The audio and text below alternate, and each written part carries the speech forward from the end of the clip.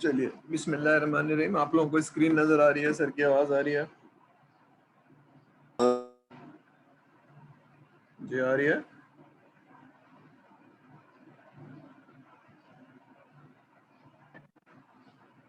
ठीक है,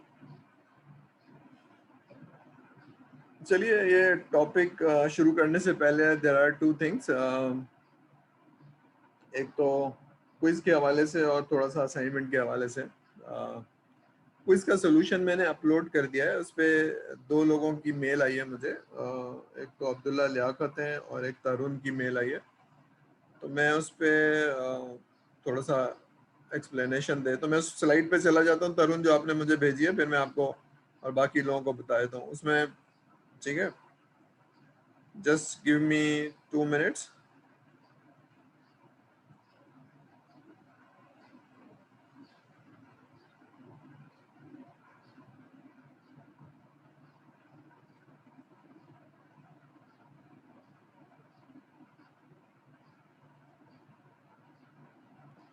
अच्छा, उसमें एक सवाल था। क्या सवाल था? उसमें पूछा गया था कि असाइनिंग टीम मेंबर जो है वो कौन से उस पे होती है, इनिशिएशन पे होती है, प्लानिंग पे होती है या एग्जीक्यूशन पे होती है? तो ये सवाल पूछा गया था। तो उस पे जिन लोगों ने इनिशिएशन लिखा है वो जवाब तो गलत है, लेकिन जिन लोगों ने एग्जीक्यूशन लिखा है और इसका मुझे रेफरेंस दिया है, तो मैं उसको ओवरराइट करके सही कर रहा हूँ। लेकिन सिर्फ समझाने के लिए कि कॉन्सेप्चुअली क्या है, कि मुझसे कहाँ समझाने में गलती हुई है।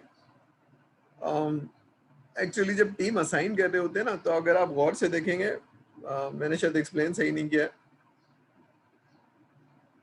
मैंने ये समझाया है कि एग्जीक्यूशन करते वक्त ना, प्रिपेयरिंग एंड परफॉर्मिंग जब आप करते हैं, तो ये वाला जो पार्ट है ना, एग्जीक्यूशन एक्चुअली नहीं है, ये प्रिपरेशन वाला पार्ट है। जो प्रिपरेशन वाला जो पार्ट है ना, वो एक्चुअली प्लानिंग का पार्ट है। अब ये दैट इज माय मिस्टेक कि मैंने उसको एग्जीक्यूशन के अंदर शो किया हुआ है। तो कॉन्सेप्ट सही कर लीजिए कि एक्चुअली प्लानिंग के वक्त टीम असाइन करते हैं। आपने सही जवाब लिखा है, जिन लोगों ने एग्जीक्यूशन लिख दिया है, रेफरेंस टू माय क्या नाम है, पीपीटी। तो जिन लोगों ने एग्जीक्यूशन लिखा है मैं उनको ओवरराइड करके नंबर दे दूंगा, लेकिन बाकी जो लोगों ने अगर प्लानिंग लिखा है तो वो बिल्कुल सही है, जिन्होंने इनिशिएशन लिखा है वो गलत है। ठीक है, ये बात क्लियर हो गई? क्लियर है?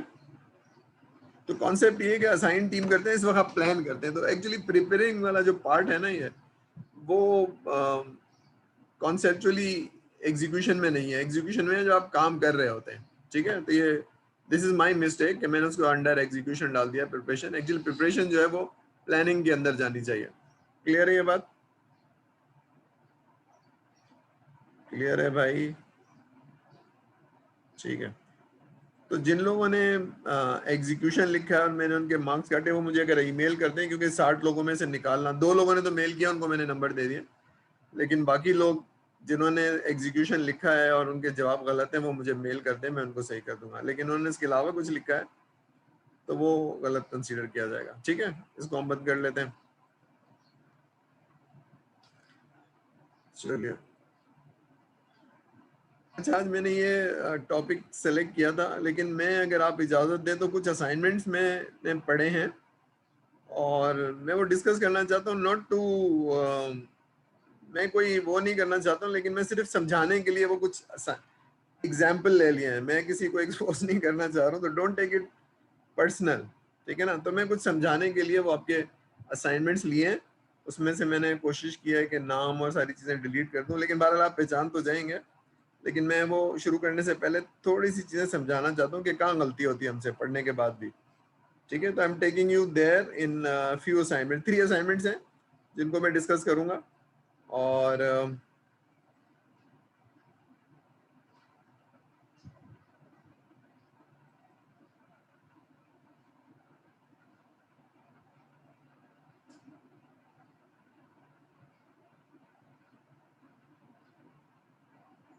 अच्छा, जिसका भी assignment, don't take it personally. मैं सिर्फ आप पूरी क्लास को समझाने के लिए बता रहा हूँ कि प्रॉब्लम स्टेटमेंट लिखना था, स्कोप लिखना था और ये लिखना था पर्पस ऑफ एफआईपी सबके लिए। तो मैंने सारे FIP नहीं पढ़े हैं, शुरू के 10-15 पढ़े हैं और उसमें से कुछ चीज़ें मैं समझाने के लिए आपको बता रहा हूँ। अब आप ये देखिए कि problem statement is a very clarified और क्लियर स्टेटमेंट होना चाहिए कि दिस इज द प्रॉब्लम। अगर आप ये पढ़िए तो क्या is it very clear problem statement या इट इज नॉट क्लियर?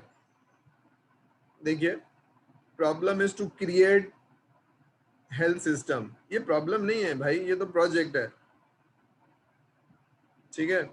और goal is to create well defined, भाई ये सोल्यूशन है, ये प्रॉब्लम नहीं है, ठीक है। Basically everything is going to be audit, ये अगेन सोल्यूशन है, ये प्रॉब्लम नहीं है। We are creating clinical management system, ये सोल्यूशन है। Maintaining the safety, but what is the huge challenge for maintaining the safety? Safety is a solution, मसला क्या था भाई, ये तो लिखा ही नहीं आपने। What was the challenge? Our priority is to safety. अब समझ में आ रही है आपको कि this is a solution, this is not a problem. Problem क्या है, कस्टमर ने क्या बताया है, वो लिखना जरूरी है। आई एम एज्यूमिंग, मैं एज्यूम कर रहा हूँ कि किसी हॉस्पिटल या डायमंड मेडिकल का जो लिखा हुआ है, डायमंड में प्रॉब्लम हो रही होगी, वो प्रॉब्लम हो रही होगी कि डेटा सही से नहीं होता होगा, चीज़ें स्टैंडर्डाइज नहीं होंगी, मैनुअल करने में वक्त लगता होगा, प्रोसेस सही नहीं होंगे, लोग ट्रेन नहीं होंगे, आई डोंट नो, कोई भी इस तरह के प्रॉब्लम हो सकते हैं। ये प्रॉब्लम को मैं सॉल्व करूंगा, दिस इज अ सोल्यूशन। ये नजर आ रहा है आपको, ये दिस इज अ सोल्यूशन, हम ये बनाएंगे, हम ये बनाएंगे, हम ये बनाएंगे, this is not a problem. ये क्लियर हो रही है बात आप लोगों को? भाई लोग FIP बना रहे हैं, अच्छा करेंगे ये कोर्स पढ़ने के बाद, दिस इज एन ऑब्जेक्टिव। तो जिस, ये बात समझ में आ रही है या नहीं समझ में आ रही है? समझ में आ रही है सर। आ रही है। अच्छा, मैं सिर्फ ये बताना चाह रहा हूँ कि मैंने ये किसी को एक्सपोज नहीं करा, मैंने सिर्फ समझाने के लिए। अच्छा, ये प्रोजेक्ट स्कोप इस तरह से नहीं लिखा जाता, दीज आर फीचर्स, ये मैंने लिख दिया, these are features. Account registration, doctor profile, ये भाई ऐसे नहीं लिखा जाता है। तो आपको थोड़ा सा हॉस्पिटल या क्लिनिकल मैनेजमेंट सिस्टम पढ़ लेना चाहिए, डाउनलोड कर लेना चाहिए इसको। कुछ अभी तो हमने लेक्चर पढ़ भी लिया है ना, कि इन पेशेंट, आउट पेशेंट और डॉक्टर्स की रिपोर्ट पढ़ तो लिया है। These are features, these are not scope. अपने डॉक्यूमेंट को इम्प्रूव करिए, FIP के डॉक्यूमेंट को इम्प्रूव करिए, this is very very basic mistake, this is not a scope. अब ये सारे लोग अपने प्रोजेक्ट के डॉक्यूमेंट को देखें, ये एक एग्जाम्पल है। तो मैंने कहा था बाउंड्रीज पढ़िए, बिजनेस नॉलेज होनी जरूरी है, तब डिफाइन होता है। अभी क्योंकि बिजनेस नॉलेज नहीं है तो फलानी चीज करनी है, ऑनलाइन अपॉइंटमेंट, तो वो पूरा अपॉइंटमेंट का वो किस्त में क्या क्या चीजें होंगी, ठीक है ना। पेशेंट का लॉगिन, तो भाई अपॉइंटमेंट लॉगिन करके ही होगा ना। तो ये सारी चीजें जरा समझिए, इंप्रूव योर बिजनेस नॉलेज, अगर नहीं है तो आप नहीं लिख पाएंगे। तो this is not project scope, और क्या होगा और क्या नहीं होगा ये भी नहीं लिखा हुआ, ठीक है। अब पर्पस ऑफ द FIP बहुत जरूरी है। मेरे हिसाब से FIP इसलिए सेलेक्ट किया जाता है कि मैं अपना कैरियर सेलेक्ट करूं, ये मैं हमेशा से ये बात करता हूँ, ठीक है ना।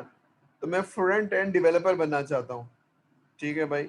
अच्छा, मैंने ये नाम हटा दिया है, अब ये कोई नाम था जो मैंने एब्रीविएशन डाल दिया, बहरहाल आपको पता ही होगा। और मैं फ्लटर डेवलपर बनना चाहता हूँ। अब मुझे थोड़ा सा इसको रिलेट करना है कि मैं फ्लटर डेवलपर और फ्रंट एंड डेवलपर इस एप्लीकेशन से कैसे अच्छा बनूंगा, ये मुझे थोड़ा समझाना है। मैंने पूछा था ना कि क्यों मैं कर रहा हूँ प्रोजेक्ट, इस प्रोजेक्ट से मैं क्या कर रहा हूँ, मैं क्या क्या चीज़ें सीख लूंगा, मैं क्या कर लूंगा, हाउ वुड आई क्वालिफाई, वो कंटेंट नहीं लिखा है, बस ये लिख दिया कि मैं करना चाह रहा हूँ, मैं ये प्रोजेक्ट क्यों कर रहा हूँ, मैं कैसे सीखूंगा फ्लटर डेवलपर, मैं कैसे कंपटीशन में जाऊंगा, मैं कैसे क्वालिफाई करूंगा। वो लॉजिकल पर्पस नहीं लिखा हुआ है, बस आपने लिख दिया कि मैं, ख्वाहिश है ये एक्चुअली, इसमें कोई प्लान नहीं है कि जी मुझे ये नहीं आती है तो मैं ये सीख लूंगा, मैं ये प्रोजेक्ट क्यों कर रहा हूँ।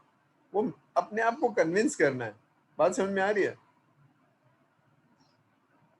बात समझ में आ रही है भाई या नहीं आ रही है?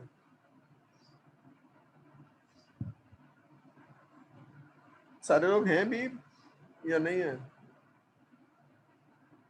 हैं, ठीक है, चलिए चलिए मैं इसको क्लोज कर रहा हूँ। अच्छा, फिर अगेन माय अपॉलॉजी अगर किसी को कोई ऐसी बात है, मैं किसी को एक्सपोज नहीं कर रहा हूँ, मैं सिर्फ समझाने के लिए आप लोगों का एक्चुअल वो डेटा उठाया है और मैं उसको समझा रहा हूँ। अब मैं एक और उठा लेता हूँ और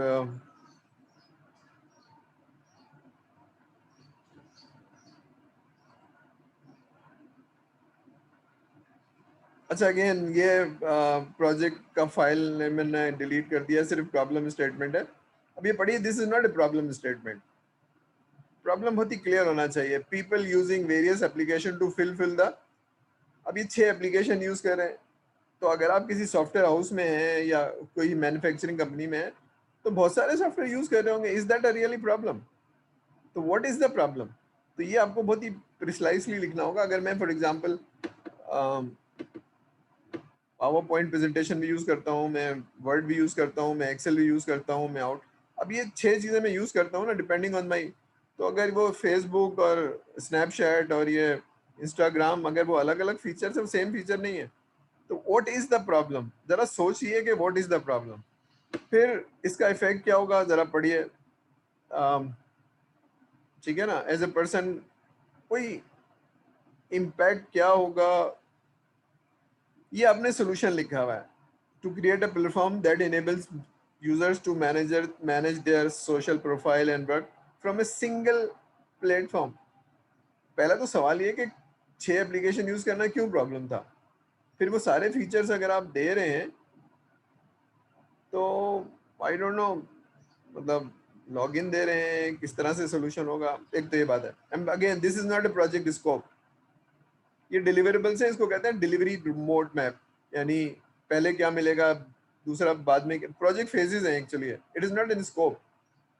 इसकी डिटेल होगी ना कि ये, अब देखिए, ग्राफिक यूजर इंटरफेस होगा क्या, उसमें फीचर्स एंड फंक्शनैलिटी क्या चीज है। ठीक है, फिर फ्रंट एंड यूजर, ये टूल है, ये Flutter and dart is a tool. ठीक है ना, बेसिक फंक्शनैलिटी, यही तो सवाल है कि व्हाट फंक्शनैलिटी आप देंगे उसको। वो फंक्शनैलिटी या फीचर्स लिखने हैं ताकि वो एक्चुअली स्कोप लिखना है। ठीक है, तो थोड़ा सा देखिए, मुझे मैंने देखा और मुझे थोड़ी सी तकलीफ हुई कि हमारे बच्चे भी थोड़ा उसको कन्वर्ट नहीं कर रहे हैं, जो सीख रहे हैं उसको कन्वर्ट नहीं कर रहे हैं इनटू इम्प्रूविंग देयर डॉक्यूमेंट। तो डॉक्यूमेंट में नंबर नहीं मिलेंगे, लेकिन ये आपको अपने आप को इम्प्रूव कर पाएंगे। This is not A project scope, phase 1 phase 2 phase 3 scope नहीं हो सकता ना, ये फेजेस हैं। बात समझ में आ रही है भाई? और ये बहुत ऑब्सलीट किस्म की टर्मिनोलॉजी है, अल्फा बीटा। आप कहेंगे तो मैं बता दूंगा अल्फा क्या होता है, बीटा क्या होता है। एक्चुअल रिलीज है ये, रिलीज रिलीज। ठीक है ना, फिर फाइनल प्रोडक्ट। तो ये बहुत ही, जरा पढ़ लीजिएगा अगर नेट पे जाके। मैं इसको, मेरा ऑब्जेक्टिव है भी स्कोप को समझाना, मेरा भी इसका ऑब्जेक्टिव नहीं है। मालल आप डिस्कस करेंगे तो मैं किसी दिन सारी डिस्कस कर दूंगा। देखिए, फुल स्टैक डेवलपर बनने के लिए कौन कौन सी चीज़ें हैं, जिस तरह आपने बताया कि बेस्ड टेक्नोलॉजी, रिएक्ट नेटिव, उसमें कितना स्कोप है, मैं कितना सीख पाऊंगा, क्या कर पाऊंगा, इसको थोड़ा सा फोकस करना है। तो मुझे, आप दोबारा से पढ़ लीजिए। और प्रॉब्लम बहुत क्लियरली डिफाइन नहीं है, और सोल्यूशन में क्या होगा, ये प्रॉब्लम है तो फिर उसका सोल्यूशन क्या होगा, ये थोड़ा सा डिफाइन कीजिए। और स्कोप क्या है, this is not in scope. ठीक है, मैं इसको बंद कर रहा हूँ, बहुत डिटेल में मैं नहीं जा रहा हूँ, मैं सिर्फ समझाने के लिए। इसको मैं क्लोज कर देता हूँ, एक और खोल लेता हूँ। ये 3 है बस, मैं जल्दी से क्विक क्लोज करके फिर आपको,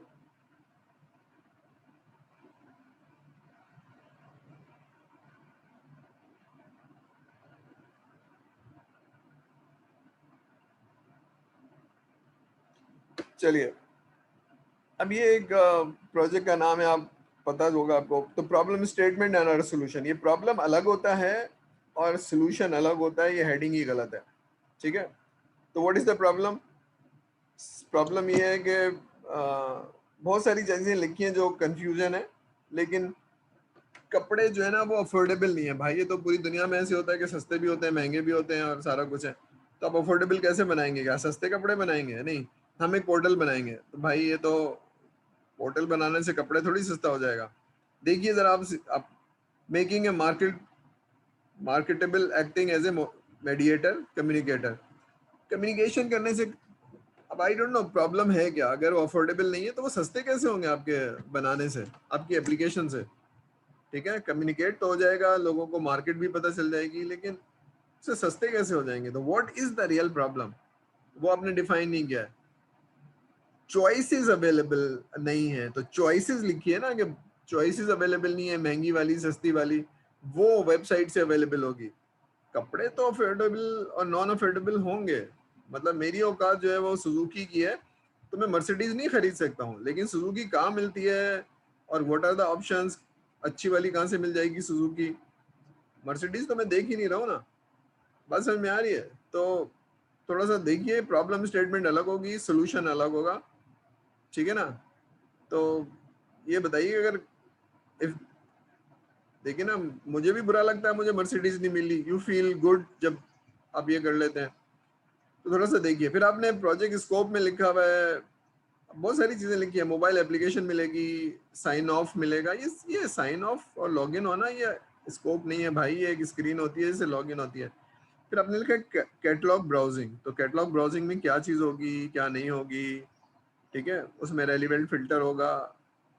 अब ये सारी चीजें थोड़ी सी लिखने की जरूरत है कि उसको समझिए कि अगर ऑनलाइन एप्लीकेशन है तो उसमें कैटलॉग होती है, प्राइसिंग होती है, चॉइसेस होती हैं, साइजेस होते हैं, ठीक है ना? ये मीनिंगफुल पोर्ट मैनेजमेंट पोर्टल, अब ये स्कोप का पार्ट नहीं है, ये तो सोल्यूशन होना ही नहीं चाहिए, ठीक है? चेकआउट सिस्टम मेरी समझ में नहीं आया कि चेकआउट का क्या मतलब है। अब ये थोड़ा अपने आप को ना स्कोर्स पढ़ के इम्प्रूव करिए, this is not an scope, ठीक है? तो यहाँ पर भी लोगों ने ख्वाहिश जाहिर की हुई है कि मैं फुल स्टैक डेवलपर बनना चाहता हूँ। भाई ये प्रोजेक्ट क्यों ले रहा हूँ, उससे फुल स्टैक डेवलपर कैसे अच्छा बनूंगा, ये थोड़ा सा आपको, मुझे अपने आप डॉक्यूमेंट को इम्प्रूव कीजिए, not for the sake of sir.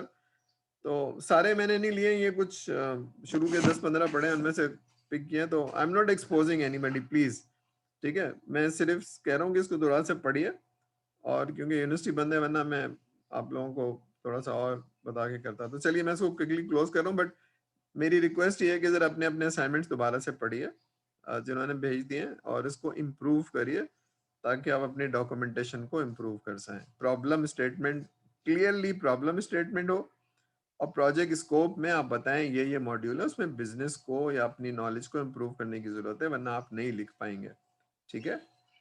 इसको क्लोज करो। ठीक है जनाब। आह,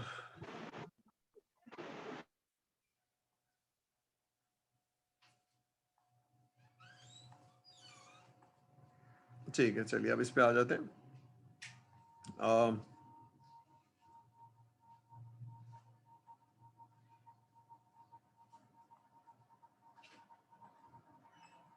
ठीक है, अब हमने अभी तक ये पढ़ा था प्रोजेक्ट स्कोप।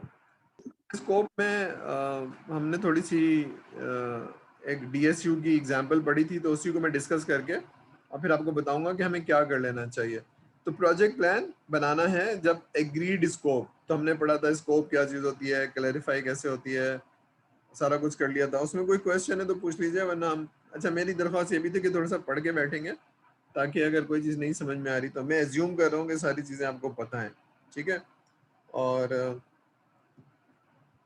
अभी हमने पिछला लेक्चर था जिसमें हमने पढ़ा था लिस्ट ऑफ टास्क। और लिस्ट ऑफ टास्क कहाँ से मिलेगी? वो जो स्कोप एग्री हुआ है वहां से लिस्ट ऑफ टास्क मिलेगी। फिर उस लिस्ट ऑफ टास्क को एस्टिमेट करना है कि इस पे कितना ड्यूरेशन होगी, तो वो हम थोड़ा सा देखेंगे कि कैसे होगी। तो हम थ्योरी पढ़ेंगे, लेकिन मैं उसको आपको रिलेट कर पा रहा हूँ, ठीक है? तो एफर्ट एस्टिमेशन पढ़नी है। अभी एग्रीड स्कोप क्या था? अभी हमने ये डीएसयू का प्रॉब्लम स्टेटमेंट पढ़ा था और ये स्कोप था।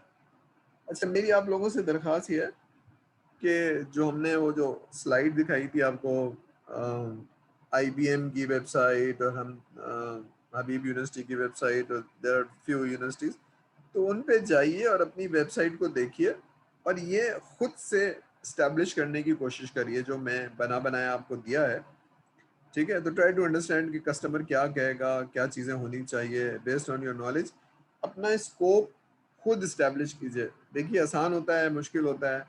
एक दो लोग, एक कस्टमर बन जाए और एक रिक्वायरमेंट इंजीनियर बन जाए, देखिए आसान होता है या मुश्किल होता है, ठीक है। और इन पेजेस को लॉक करने की कोशिश कीजिए। ये हमने कर लिए हैं, मैंने खुद ही कर लिए हैं, लेकिन बहरहाल इसको जो एक्सरसाइज करेंगे तो इतना आसान नहीं होता, एग्रीमेंट नहीं आता है, ठीक है। अब ये मैंने बनाया था। अब ये एज्यूम कर लीजिए कि कस्टमर के साथ डिस्कशन करने के बाद ये बना लिया है। अब इसको हमने इसकी एफर्ट एस्टिमेशन करनी है, ठीक है।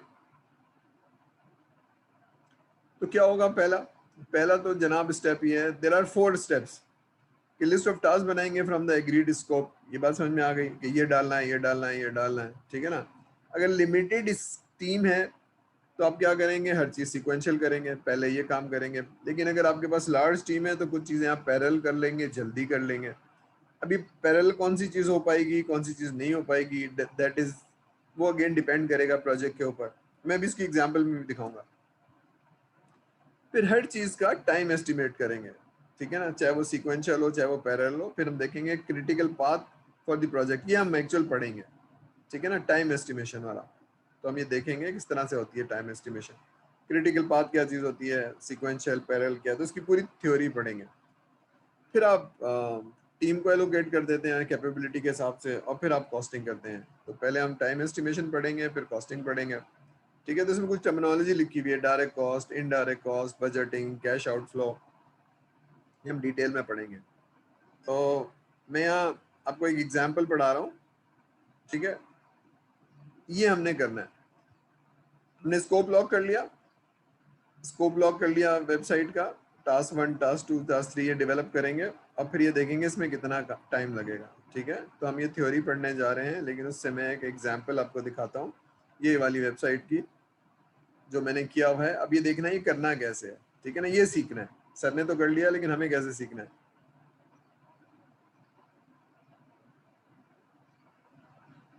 WBS sir will have a study of critical chain. Critical chain क्या चीज होती है, तुरंत बताएंगे जरा मुझे। क्रिटिकल पाथ तो मुझे पता है, क्रिटिकल चेन क्या चीज होती है मुझे पता नहीं है। ठीक है, चलिए मैं पढ़ लूंगा फिर आपको बताऊंगा, ठीक है। ठीक है, तो मैं इसको बंद करके फिर आपको एक वो दिखा रहा हूँ, डॉक्यूमेंट।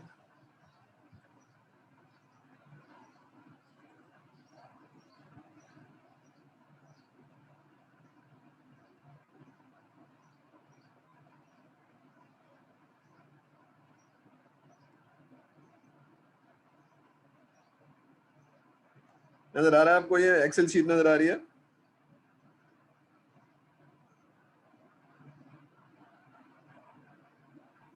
Yes sir. ठीक है, अब ये जो लेफ्ट साइड पे है ना, ये मेन पेज, अबाउट DSU, ये स्कोप है, ये स्कोप है, ये काम हमने करना है।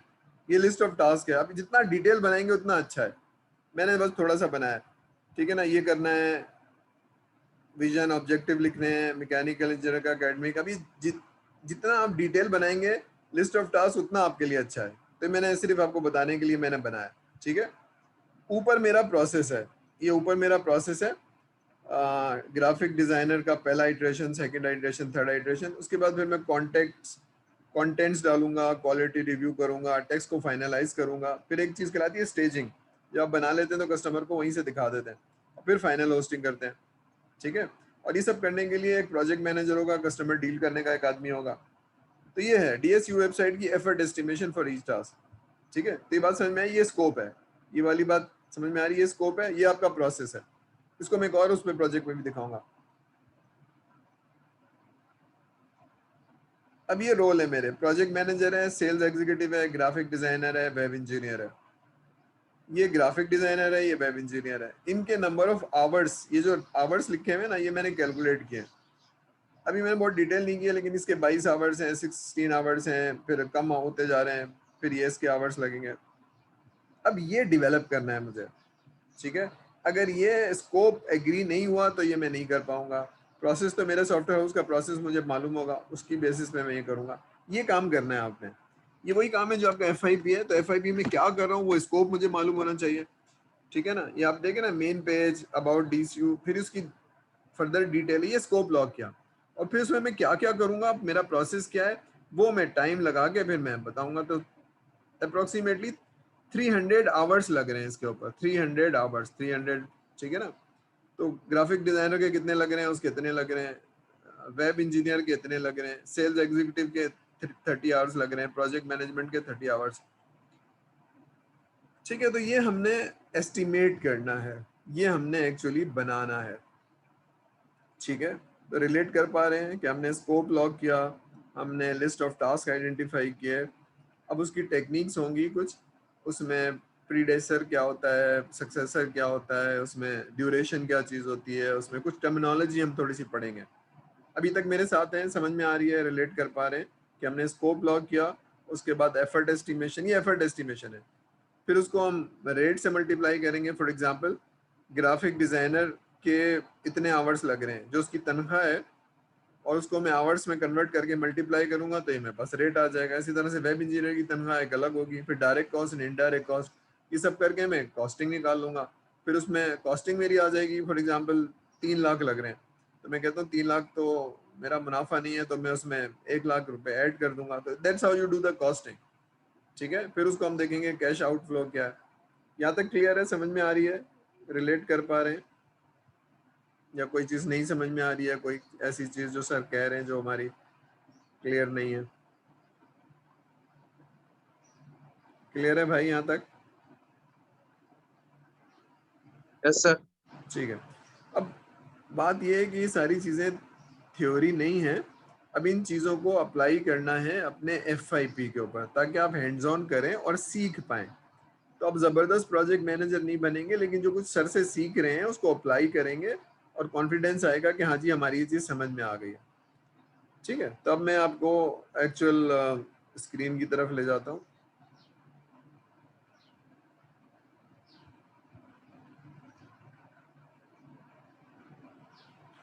ठीक है, तो अभी तक हमने क्या किया, हमने वेबसाइट की लिस्ट ऑफ टास्क कर ली, और हमने टाइम या ड्यूरेशन एस्टिमेट करनी है। अभी कैसे एस्टिमेट होती है, इसका मतलब है कि मैंने पहले से वेबसाइट बनाई हुई हो तो मुझे एक्सपीरियंस होगा, फिर मुझे प्रोजेक्ट मैनेजमेंट का एक्सपीरियंस होगा, मुझे टर्मिनोलॉजी आती होगी। अब हम थोड़ी सी थ्योरी पढ़ रहे हैं, इसलिए ये बनाने के लिए हम थोड़ी सी थ्योरी पढ़ रहे हैं कि ये कैसे होती है। लिस्ट ऑफ टास्क जितना अच्छा होगा, WBS जितना अच्छा होगा, उतनी मैं आसानी से एस्टिमेशन करूंगा। यहाँ पर कोई चीज़ मिस हो जाएगी तो मैं उसकी एस्टिमेशन नहीं करूंगा, पूरा प्रोजेक्ट प्लान जो है वो डिस्टर्ब हो जाएगा, या उसमें से कोई चीज़ मिस हो जाएगी, और मिस हो जाएगी और टाइम फिर वो मैं उस पर एलोकेट नहीं करूंगा, रिसोर्स एलोकेट नहीं करूंगा, बाद में वो मुझे प्रॉब्लम करेगी, कॉस्ट में भी और टाइम में भी। क्लियर हो रही है बात? हमें FIP में भी ऐसे ही करना चाहिए, ठीक है। ठीक है, तो मैं इसको बंद कर रहा हूँ, अब मैं हम थ्योरी पढ़ने जा रहे हैं, ठीक है। Oops.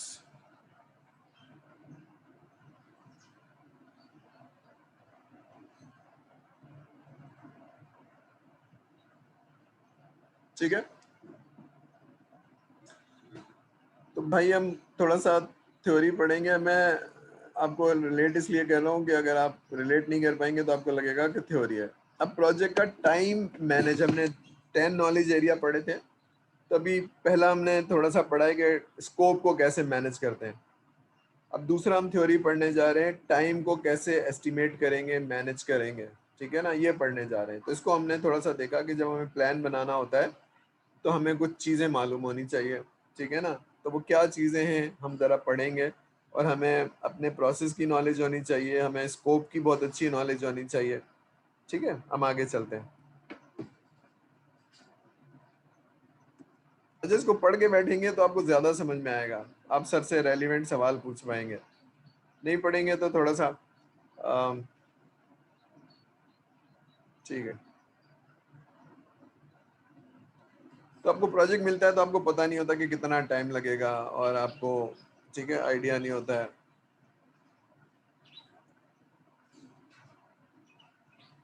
अब रियल एस्टिमेट के लिए क्या करना चाहिए, आपको पहले मालूम होना चाहिए कि कौन कौन सी एक्टिविटीज आप करेंगे। अभी एक्टिविटीज एक्चुअली अप्रोच है। अप्रोच क्या चीज़ होती है? अप्रोच वही होती है जो आपने सॉफ्टवेयर इंजीनियरिंग में प्रोसेसेस पढ़े हैं। आपका प्रोसेस वाटरफॉल है या एजाइल है, तो अगर वाटरफॉल है तो कोई और एक्टिविटीज़ हैं और उस पर डिफरेंट एस्टिमेशन होगी, अगर एजाइल है तो कुछ और एक्टिविटीज़ होंगी, ठीक है ना। तो कौन सी एक्टिविटीज है और कौन करेगा और कब करेगा, तो ये मुझे मालूम होना चाहिए। उस हिसाब से वो आपका शेड्यूल बनेगा। ये क्रॉस फंक्शनल टीम है तो कैसे बैठेगी, उसका शेड्यूल कुछ और होगा। स्प्रिंट अगर है तो उसका शेड्यूल कुछ और होगा, और अगर 1 बाय 1 काम करना है तो उसका शेड्यूल कुछ और होगा, ठीक है ना। और डेडलाइंस कैसे मीट होंगी, क्या कंट्रोल है, अगर इस आदमी ने रिक्वायरमेंट फ्रीज ना की तो, अगर इस आदमी ने टैक्स ना दिया तो ये सारी चीज़ें जो आप इनिशियली बिल्ड करते हैं, क्योंकि आपने मैनेज करना है, ठीक है ना, टीम को, स्कोप को, टाइम को, सारी चीज़ें। तो दो चीज़ें हैं जो आपको शायद समझने की जरूरत है, ड्यूरेशन एंड ए सीक्वेंस। पढ़िए, देखिए क्या लिखा हुआ है।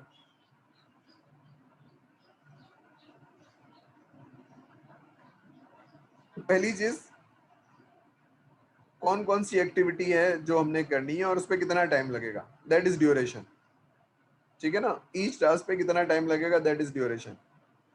फिर ये है कि हर टास्क एक के बाद एक होगा, सीक्वेंशियल होगा या पैरेलल होगा, ये भी आपको मालूम होना चाहिए, ठीक है। तो ड्यूरेशन एंड सीक्वेंस, इस कॉन्सेप्ट को हम थोड़ा सा देखते हैं एग्जांपल के थ्रू। इसमें ड्यूरेशन क्या है, ये जो ब्लू कलर में लिखा हुआ है दैट इज ड्यूरेशन, ठीक है ना। रिक्वायरमेंट लेनी है 10 दिन में, डिजाइन करना है 6 दिन में, और डेवलपमेंट करनी है 20 डेज में। इसकी सीक्वेंस क्या है, तो बताएगा इसकी सीक्वेंस।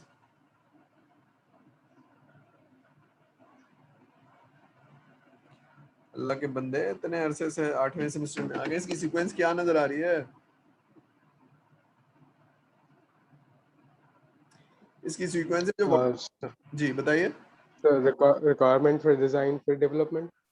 हाँ यही है। तो इसमें क्या है कि डेवलपमेंट पहले नहीं हो सकती, डिजाइन पहले नहीं हो सकती, ठीक है ना। तो this has to be in this sequence. ये सारे पैरेलल नहीं हो सकते कि रिक्वायरमेंट, डिजाइन, डेवलपमेंट पैरेलल हो जाए और मैं 10 दिन में काम दे दूं या 20 दिन में काम दे दूं। अगर मैं सारी चीजें पैरेलल कर दूं तो ये वाली चीज इसके नीचे ले जाऊं, और सबसे लेंदी काम क्या है, 20 दिन वाला, तो 20 दिन वाले काम के से पहले ये हो जाएगा, ये हो जाएगा, तो ऐसा नहीं है, ये दिस इज नॉट पॉसिबल, ठीक है। तो ये क्या होगा, 20 + 10 30, और 36 डे से पहले ये नहीं हो सकता। तो इसकी सीक्वेंस की वजह से इसकी ड्यूरेशन ज्यादा हो जाएगी 36, लेकिन कुछ काम ऐसे होंगे जो पैरेलल हो पाएंगे। तो ड्यूरेशन एंड सीक्वेंस, इसको ध्यान में रखिएगा। हम आगे चलते हैं, एक एग्जांपल को देख लेते हैं। एक एक्टिविटी है, सॉरी एक प्रोजेक्ट है जिसमें 10 काम करने हैं और हर काम 1 वीक में होगा। तो अब कितने दिन लगेंगे, अगर आप पैरेलल करते हैं सारे काम तो 1 हफ्ते में हो जाएगा, लेकिन अगर सारे काम सीक्वेंशियल करते हैं तो 10 हफ्ते में होगा, ठीक है। ये ना दो ही पॉसिबिलिटी है, हर काम 1 हफ्ते में होता है तो 10 काम 10 हफ्ते में हो जाएंगे if you are doing sequentially. लेकिन अगर पैरेलल कर रहे हैं तो सारे काम हो जाएंगे 1 हफ्ते में। लेकिन ऐसा होता नहीं है प्रोजेक्ट में। तो कुछ चीजें सीक्वेंशियल होती हैं, कुछ चीजें पैरेलल होती हैं। ये आपको एस्टिमेट करना होता है कि कौन सी चीजें, पिछली वाली एग्जांपल में कोई भी चीज पैरेलल नहीं हो सकती। ये जरूर है कि मॉड्यूल हैं तो इसकी रिक्वायरमेंट भी ले लूं और इसकी रिक्वायरमेंट भी ले लूं, जब इसकी डेवलपमेंट करूं तो इसकी भी डेवलपमेंट कर दूं, because I have the larger team, ठीक है ना, उसको डिवाइड कर लूं। तो यहाँ तक समझ में आ रही है सीक्वेंस एंड द ड्यूरेशन। तो ड्यूरेशन 1 वीक है, लेकिन सीक्वेंस हमें पता नहीं है, हम प्रोजेक्ट देखेंगे चीज़ों को। इसका मतलब है मुझे उस डोमेन की नॉलेज होनी चाहिए। उस डोमेन की मतलब software development, processes, my team. तो अगर मैं एजाइल स्क्रम से करता हूँ तो मुझे मालूम है कौन सी एक्टिविटी होगी, और अगर मैं वाटरफॉल से करता हूँ तो मुझे मालूम है कौन सी एक्टिविटी होगी, कौन सी टीम होगी। उस हिसाब से मैं ड्यूरेशन कैलकुलेट करूंगा, उस हिसाब से मैं सीक्वेंस कैलकुलेट करूंगा। दो वर्ड समझ में आ रहे हैं, सीक्वेंस एंड ड्यूरेशन, ठीक है भाई। आगे चलते हैं। Build a schedule that depicts their interdependencies. तो ऐसे टास्क जो इंटरडिपेंडेंट है वो पैरेलल नहीं हो सकते। एक काम खत्म होगा तो दूसरा शुरू होगा, इंटरडिपेंडेंट है ना। डिजाइन नहीं हो सकती जब तक रिक्वायरमेंट खत्म नहीं होगी, रिक्वायरमेंट खत्म होगी तो डिजाइन डिपेंडेंट है इसके ऊपर, ठीक है ना। तो हम ये देखेंगे कि कौन सी चीजें डिपेंडेंट नहीं है, वो पैरेलल हो सकती हैं। तो इसलिए हमें जरा प्रोजेक्ट को देखना होगा, सारी चीजें देखनी होंगी और प्रोग्रेस देखनी होगी, ठीक है। और हमारे पास प्रोजेक्ट शेड्यूल होगा तो हम देख पाएंगे कि आज यहाँ हो जाना चाहिए था, ये 15 दिन बाद ये काम हो जाना चाहिए था, हम उसकी प्रोग्रेस को मॉनिटर कर पाएंगे, ठीक है। तो अगर हमने FIP का इस तरह से बनाया हुआ है और हम प्रोफेशनली उसको मॉनिटर कर पाएंगे कि यार इस तारीख तक ये काम हो जाना चाहिए था, अभी तक ये हुआ नहीं है, ठीक है। तो प्लान वर्सेस एक्चुअल, प्लान क्या था और एक्चुअल हुआ क्या। तो प्लान बहुत ही रियल होना चाहिए, ठीक है ना। फॉर एग्जांपल अगर आपने FIP को प्लान किया है तो मिड टर्म में मैं पढ़ाई करता हूँ, उसमें काम नहीं करूँगा, और फाइनल एग्जाम हो रहे होंगे उस वक्त में काम नहीं करूँगा, और जब भाई की शादी हो रही है उस जमाने में मैं प्रोजेक्ट पे काम नहीं करूँगा। तो has to be very real. आप 3 ही लोग हैं, आपको मालूम है कि मुझे स्टडी भी करनी है और प्रोजेक्ट भी करना है, तो it has to be very real.